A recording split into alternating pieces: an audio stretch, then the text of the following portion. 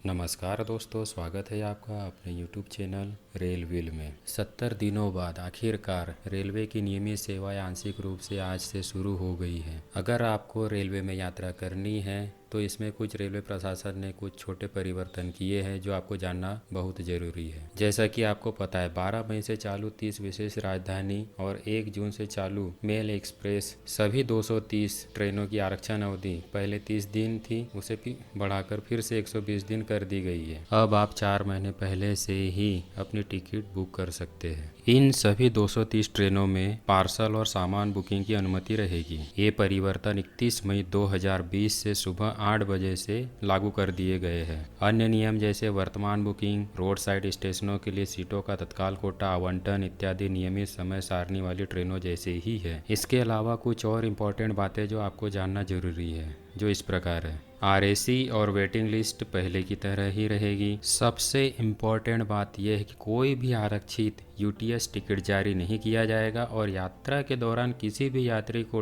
Train पर कोई भी टिकट जारी नहीं किया जाएगा। मतलब आपके पास कंफर्म सीट है तो ही आप ट्रेन के अंदर प्रवेश करने की सोचें। पूरी तरह से कंफर्म और आरएसी यात्रियों के साथ आंशिक रूप से प्रतीक्षा सूची वाले टिकट धारक को भी यात्रा करने की अनुमति है। यदि आपके एक पीएनआर में सभी यात्रियों की वेटिंग लिस्ट है तो आपको अनुमति नहीं दी जाएगी। तत्काल टिकट की बुकिंग 29 जून 2020 के बाद संभवतः की जा सकती है। पहला चार्ट निर्धारित प्रस्थान समय से कम 4 घंटे पहले तैयार किया जाएगा और दूसरा चार्ट निर्धारित प्रस्थान समय से कम 2 घंटे पहले तैयार किया जाएगा। इसके पहले यह 30 मिनट पहले निकाला जाता था। सभी यात्रियों की अनिवार्य रूप से जांच की जाएगी और केवल बिना रोग लक्षण वाले यात्रियों को ही सफर की अनुमति दी जाएगी। इसलिए आपको 90 मिनट पहले स्टेशन पर पहुंचना होगा ताकि स्टेशन पर आपकी थर्मल स्क्रीनिंग हो सके। केवल उन्हीं यात्रियों को सफर की अनुमति दी जाएगी जिन्हें कोविड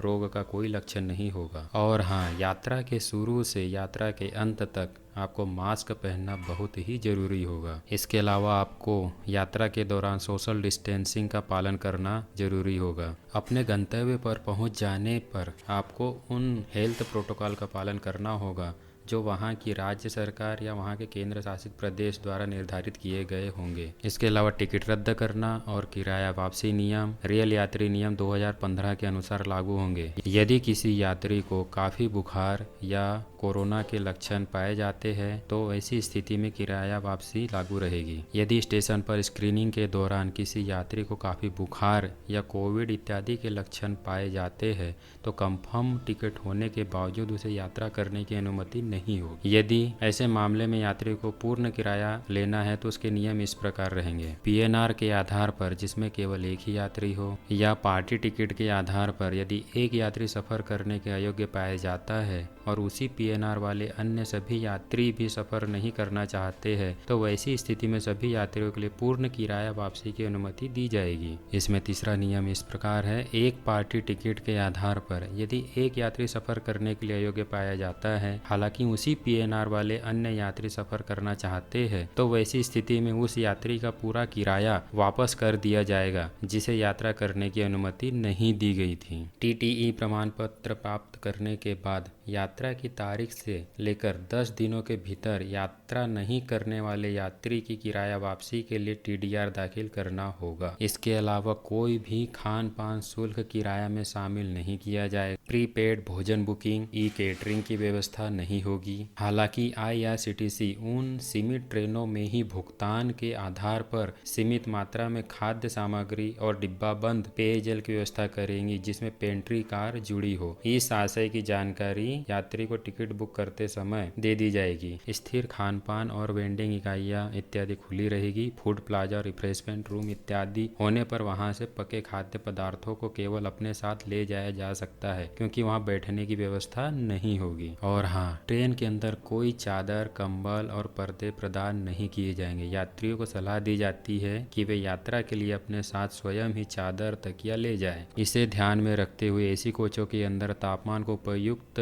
रूप से नियंत्रित किया जाएगा। और हाँ, आपके मोबाइल में आरोग्य सेतु ऐप डाउनलोड होना चाहिए। यात्रियों को कम सामान के साथ यात्रा करने की सलाह दी जाती है। और हाँ दोस्तों, इसके अलावा आप यात्रा के दौरान स्प्रे सैनिटाइजर जरूर रखें ताकि वॉश बेसिन और टॉयलेट के नल इत्यादि का यूज करने से पहले उन्हें सैनिटाइज कर सके। आप अपने आजू बाजू सफाई का ख्याल रखें, OBHS स्टाफ के भरोसे न रहे, खुद आत्मनिर्भर बने और सुरक्षित यात्रा करें। अगर आपको मेरी बातें अच्छी लगी हो तो वीडियो को लाइक कीजिए, शेयर कीजिए, कमेंट कीजिए। धन्यवाद।